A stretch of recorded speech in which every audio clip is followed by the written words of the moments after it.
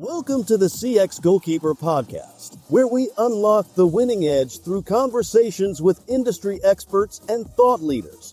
Each episode explores how transforming business through human experience creates real impact. Join us for actionable insights and fresh perspectives that inspire success. Follow, rate, and review the podcast on your favorite platform. The next episode could spark your next big idea. Ladies and gentlemen, welcome to the CX Goalkeeper podcast. Today, again, back for a great discussion together with Marilyn Suttle. Hi, Marilyn. How are you? Hey, hi. Glad to be here, Greg.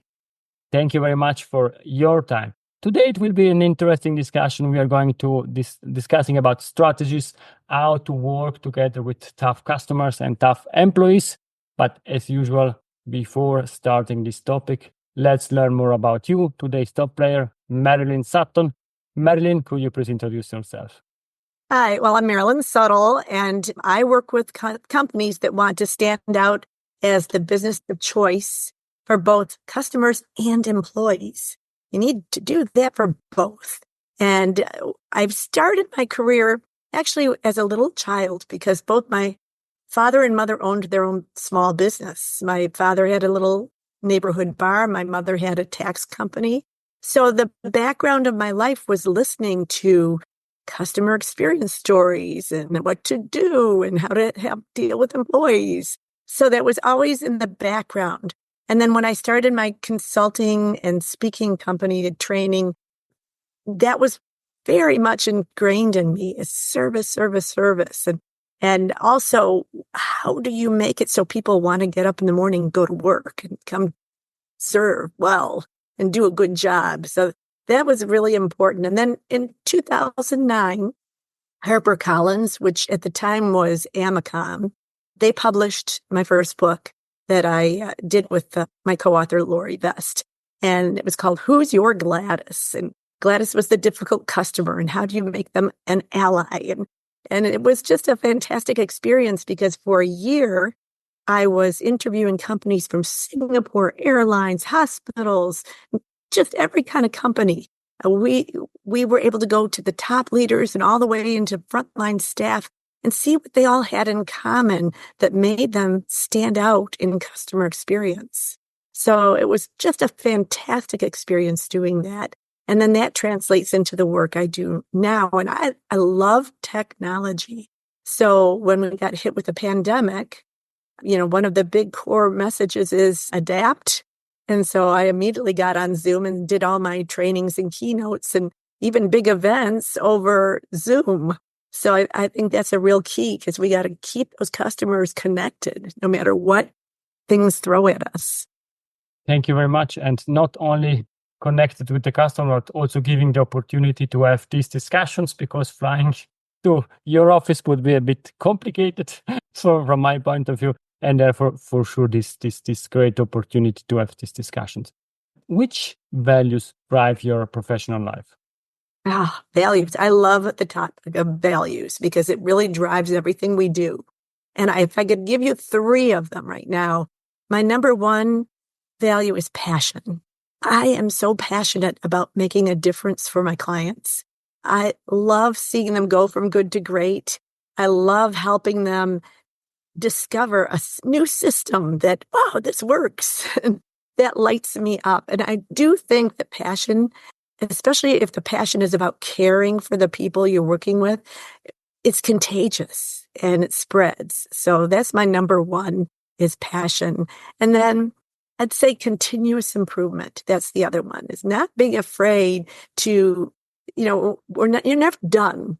You're never done. Once you're done, it's time to see what new things are coming up because there always is. So not being afraid to be curious. I guess that would be another word. It's keep your curiosity strong because that will tap you into things you might not have noticed otherwise. I also think it keeps you young to be curious. My mother is 103 years old, if you can believe that. I came late in life from her. And she is so curious that her mind is sharp. And I think for all of us, our mind stays sharp and our work stays sharp when we stay curious. And then if I had one more, it would just be probably the cornerstone of what I do, and that's communication. To really be a communicator, to know how to if you're conflict avoidant, be careful because you cause more conflict. Conflict well handled produces wonderful results. We just need to be able to have the conversations and learn the skill set that makes, something that is disruptive into something that really makes a difference. So those are three of mine. Thank you very much. And I think we share some in common. Passion is a big topic. I think everybody listening to this podcast is also passionate about what we are doing. And we are curious to kick off this discussion together with you, speaking about pivoting strategies for tough customer and tough employees. And you said you wrote books, you did a lot of keynotes, big events, and it always starts with a story. And therefore, can you please share a story of a difficult customer interaction that was turned into a successful and what we can learn from that? Oh, I'd love to. So one of my clients was a large insurance agency, and they were just distraught because the prices of insurance went up dramatically across the state. No matter what insurance company it was hiked up. So what was happening is they were getting calls just pouring in from angry customers who were just furious with this big price hike. And they were yelling and they were saying, I'm going to find somebody else to work with and you've got to change this price. And the agents and even the leaders, they did what is in our human nature. You want to explain, you want to rationalize it. You want to, go in there, you kind of feel defensive even. It's not my fault. There's nothing I can do about it. And they were saying all these things that only made things worse.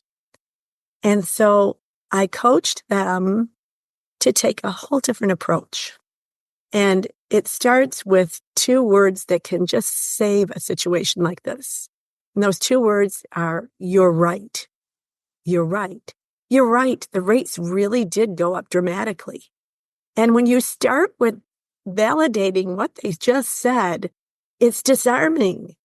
And so immediately, it was like, oh, yes, it is. And then, when they feel, then you empathize. This is probably the last thing you wanted to see was these price hikes, so you're empathizing, you're acknowledging. And we, as human beings, we don't tend to go there because what do we want to do? We want to fix it. We want to explain. And if you just step back and start with that empathy, start with what is this customer experiencing and put it into words. It sounds so simple, but it is the most number one thing you can do to help an upset customer calm down. And so from there, you want to always look at how can we benefit the customer? So what's the next thing to say? So I coach them to say, well, let's look. Here's what I can do for you. No, what you can't do is raise the price. Here's what I can do for you. Let's review your entire policy. Let's go through the whole thing and make sure that you're properly insured and there's nothing you don't need to be paying for so that we can make sure you're getting the best value. And you know what? Customers calm down. The agents gain confidence. And when I came back the next week, they were like, it's like a miracle. So it's how we communicate that changes the whole picture. I really like that. And to show that I'm learning something, I start my answer with, Marilyn, you are right. And what you're saying, it's the reality. I was discussing with an insurance, not because they raised the price, always raising price, but for another topic. And we reviewed together the policy and we found out that I had a double insurance. And therefore they were able to take out something from my insurance because I did a mistake. I checked that twice and I paid twice. And therefore I think this is really extremely important how the person on the other side really try to work and find solutions. And I know that you are coaching the employees, but you are also coaching the leaders, the team leaders. What practical steps can leaders learn to support this environment? Because as you said, these employees need to handle a discussion with customers who are really upset, they have big problems, and they are perhaps also under time pressure. What can you share? Well, I think leaders need to be coaches, because what happens in a lot of companies is leaders outwardly to the customers, they're great, but then all their frustrations get taken out on the employees. And that's the worst thing we can do, right? Because they're your internal customers. And we really need to focus on how can we enrich and support them in being effective. And one of the ways we can do that is to give them what they need. And what they don't need is, if you do a yearly customer service training where you say, be nice, have a good attitude, and you're telling them everything they learned in kindergarten, they don't need that. It causes eye rolls and it's not effective. They need the specifics. So give them the strategy, the skill set, the talking points to help them, and let them role play it. Nobody likes to role play until they get successful at the role play. But sometimes you have to address what's uncomfortable to get comfortable.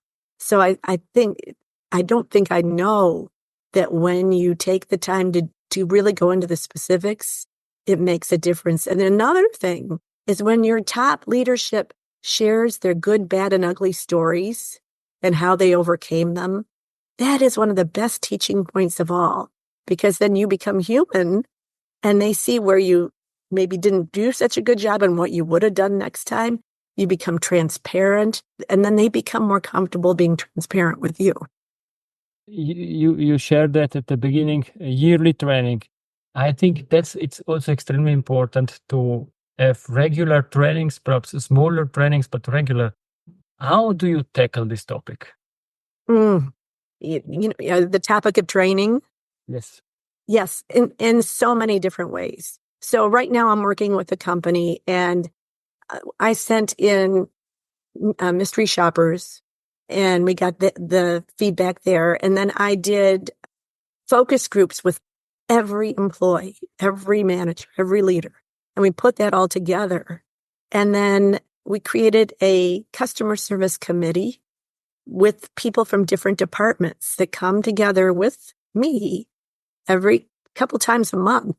And they are designing their customer service vision, not vision, but plan, their customer service plan, their service standards based on all the feedback that we have received. And what's amazing is the buy-in. The buy-in is incredible. And part of what came through it was all the talking points people had trouble with. So that now can be done in small, quick meetings where you have a quick huddle and you cover one of those and share how you do. Like you said, it's a lot of little ones, not just one big one that makes the difference. So that real commitment to preparing your staff, it's just so crucial. What you're saying is mystery shopping, customer focus, having the employees, let's say, empowered to help and support this transformation.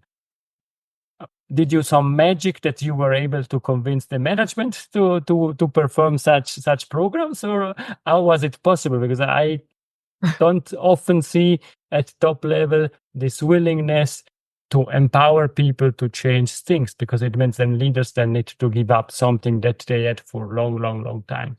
Right. And this is where you really need to look at the facts of how this plays out. That, if you want to engage staff, you've got to listen to them. And they may know things you don't. They see things from a perspective you might not have seen it from. For example, you're way up at top and you make a policy change, and that policy change is going to cause all kinds of problems for this one department. If you had just tapped into that department, they could have told you, and it could have sidestepped a whole bunch of trouble with customers. It's a matter of really explaining, not just explaining, but showing case examples of what happens when we don't listen, when we don't engage them. And it hurts the bottom line. It hurts employee engagement and ultimately the customer experience. I really like what you're saying, because you shared your last value. You said the cornerstone is communication. And now you're breaking that down in different pieces: is listening, to the people and helping others learning to listen. Basically, you share that these steps, and these are very important, and everybody should do them. But how are you able to convince or to help and to support these companies to have then the long-term view to continue this? What are, for example, resilience building practices you would recommend to help teams stay energized and motivated while dealing with these customer interactions, but also at the same time performing this continuously transformation? Oh, resilience is a big thing. Resilient, this is where if you don't have the resilience, you burn out. And it starts with the leader as the prime example. I have a leader I worked with, and at the bottom of her emails, she writes, because she likes to send emails at 10 o'clock at night, at 12 midnight. But she has a little line that says, I'm sending this when it's convenient for me, but do not feel like you have to respond until morning. Or it's something of that nature, because you see your boss emailing you at 2 a.m. and you're thinking, oh my gosh, they expect me to be on at 2 a.m. So again, and that is communication, right? That's adding the resilience that, oh, I don't have to respond. So you're managing their expectation that way too. And then when you think about resilience too, I have a program called Where'd My Wellbeing Go and How to Find It. And it's so popular because everybody has these dips in well-being, right? That can make you say, why am I working here? Why do I want this job? This is too much. And so really looking at, what would nurture them. It's okay to not be okay. I know that's just a cliche saying, but if you can make it safe for people to say what they need, whether it's anonymously in a survey or whatever. And then, maybe a 5-minute, what do they call it? A micro break. Allowing for micro breaks can make a difference. Having some well-being practices. I was with an ad agency that had a nap room, if you can imagine that, because they did have to work long hours at times. And so, what are you doing to nurture yourself as the leader and modeling it, and nurture the staff so that they can be effective, so they could do hard things? Because it's hard not to do, not to be resilient. It's hard to be resilient, but which hard do you want? Let's do the hard things that make for a better life for all of us. Now I need to ask this question. Sorry, it's a bit personal, but you are for a lot of us a role model, keynote speaker. You wrote a book. You're doing consulting, and you are always also in the top CX experts worldwide, global gurus, and so on. What are the practices that you personally are using and leveraging to ensure your well-being, to have this energy, to be always top of mind when you're having discussion with your customers? Oh, thank you for asking. So on a personal note, I used to be allergic to exercise. I didn't want to do it. But I realized for me to be at the top, to really be able to be strong physically and mentally, I need to exercise. So I am at the gym 4 days a week, minimums, mostly 5. And that's something I do for me. And then also do the nurture part. So you do the hard workout, and then they have the dry sauna. And I'm like, I'm going to do that for myself. At first, I didn't want the time. Why do I want to take another 10 minutes? I'm busy. No, I need to do that for myself. So that self-care is such an important thing, because when I work hard, and I am very committed, and I have multiple clients. So it can get overwhelming at times if I don't keep the things that, eating healthy, getting a good night's sleep, which also, meant for me to take my phone and put it away so that I'm not scrolling at night to, entertain myself till too late at night. And sometimes I'll slip up and I will get that phone out. I'm like, what am I doing? A good question I ask myself is, what's important now? What's important now? Or another way to say it is, what's my next right step? Because when I ask myself that, I'll be, well, it's not what I'm doing. And as soon as I'm aware, awareness is everything. You can't change what you're not aware of. So when I ask myself what's important now, or what's my next right step, I'll have an answer. And then I can go to that answer, but we need to have our awareness so that we do those things. And then for me, the other thing is integrity. If I say I'm going to do it, I am going to do it. So I need to really manage before I say I'm going to do something. Can I do it in the time I'm saying? Do I, really decide so that I don't let them down and I don't let me down? So there's a few things. Thank you very much for sharing also this suggestion that we can learn from and we can leverage. I'm sure the audience would really appreciate. And we spoke about customers, about employees, and we touched the topic leaders. What strategies can leaders use to help employees set boundaries with these difficult customers? Because sometimes they cannot do everything what they want without compromising the quality of what they're delivering. I love this question because customers will bounce up against your boundaries. They will. And the more difficult they are, the more they're going to do it. And then you tend to have categories of difficult customers. So you have the difficult customer that just is just relentless, but reasonable when they finally get to it. And then you got the ones that in their mind, hey, I'm going to argue till I get what I want. I don't care about the reason. I'm going to keep after it. I'm going to keep after it. I'm going to keep after it. And I know we've all probably experienced those. And so there is a 4-step thing you can do that diffuses all that. And it's wonderful. So let's say I'm just going to create an example. Let's say you have a silver, gold, and platinum program where you get certain benefits, so you get certain things with each one. You get different services with each one. And your customer has the bottom one. And they come to you and they say, I want you to do some of the platinum services for me.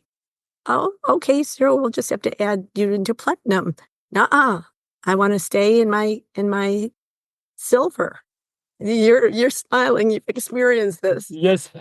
It's very unpolite. Sorry to interrupt you. I worked a long time in a credit card company, and we had really this basic package, silver, gold, and platinum. And we really did data analysis, and we find out that the basics customers with the zero fee package wanted to have the platinum service, and they were always complaining and willing something in addition and something in addition, while the customer paying a lot for the platinum service were never complaining about the services. And this was really the big discussion. How can we deal with such setup? Because the customer with the basic product didn't pay the fee, but wanted the top service. And that's something that also the customer needs to understand. You are not a platinum customer. You cannot expect a platinum service because this is the deal. Right. But how you say it makes all the difference. So if think of 4 steps, okay, 4 steps. The first one is, what is it you would like? We ask the question. And then they say, I want that platinum program, but I don't want to pay for it. And so then again, we talked about this before, acknowledge their point of view. It doesn't mean you have to agree with it, but acknowledge. So you're saying that it would really benefit you to have the services from that platinum program. Yes, it would. That's right. And this is when you switch to number 3, which is what you can do. What you can do. You set the boundary and then talk about what you can do. And so what would that look like? That would be like, I wish I could give you those services. I really do. And that's a nice phrase. I wish I could. And another one is, even though you know that those services cost more, I can see how you'd want them. What I can't do is upgrade you to the platinum program for X amount of money. And then you'd have it. They're going to balk. You know it. So you go to number 4, which is back to step 1. You go back to step 1. So what would you like? And then you're going to be a broken record. You're going to go, what would you like? Acknowledge, set the boundary, go back to number 1 and go. It usually takes about 3 to 4 times with the most difficult people. You're staying empathetic the whole time. And then they give up. Eventually they will. because you're not going to go off of that 4-step script, and you're staying empathetic. So you're not being mean, and, they're threatening and they're all this, but you're just saying what I can acknowledge and what I can do. And that's that. Thank you very much for these incredible 4 steps. I add the one that you explained us at the beginning. Marilyn, you are right. Now we are coming to an end of this discussion, but in the extra time, in the last 3-4 minutes, I still have 3 questions for you. Fast forward, in 10 years from now, we are back on the CX Goalkeeper podcast. What we are discussing about? Well, there's a saying, when you make plans, God laughs. So, but I'll put on my futurist hat and tell you what I imagine. And because we're seeing AI just take off the way it is right now, it's going to be exponential. It's going to go so far.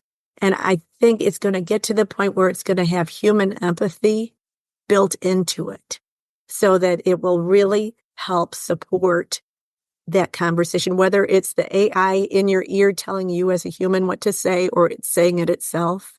I think we're going to get better communication because of that. And the other thing I think is going to happen, and we've seen the Internet of Things, it's here. Your refrigerator tells the manufacturer before you know that you need to have a new filter put in.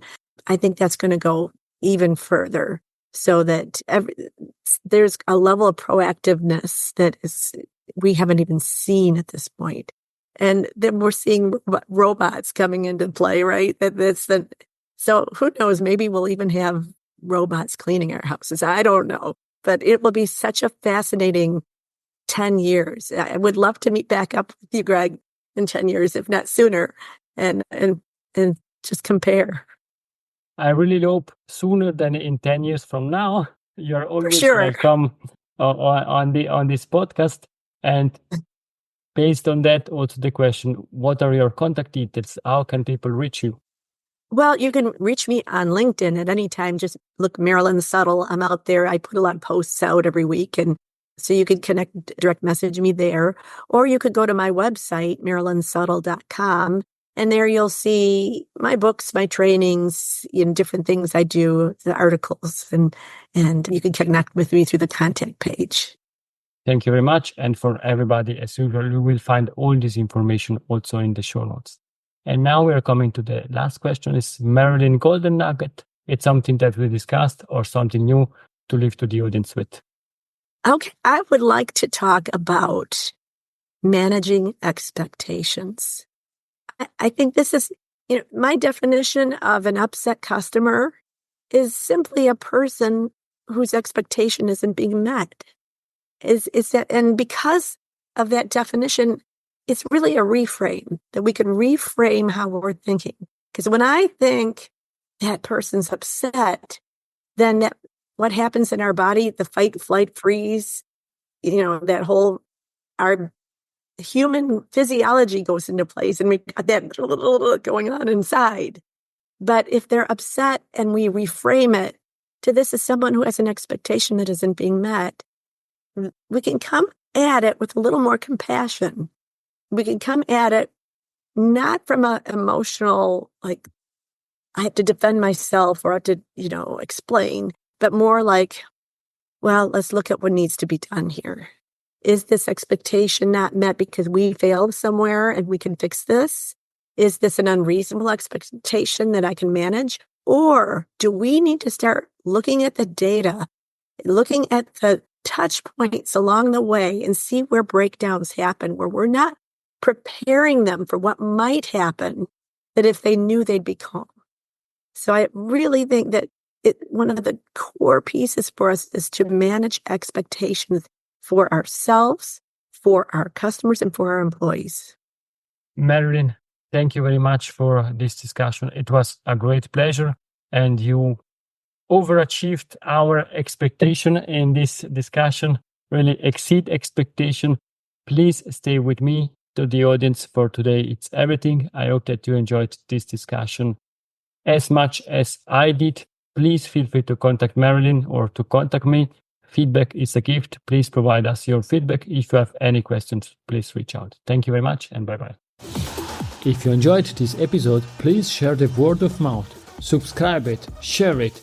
Until the next episode, please don't forget, we are not in a B2B or B2C business, we are in a human-to-human environment. Thank you!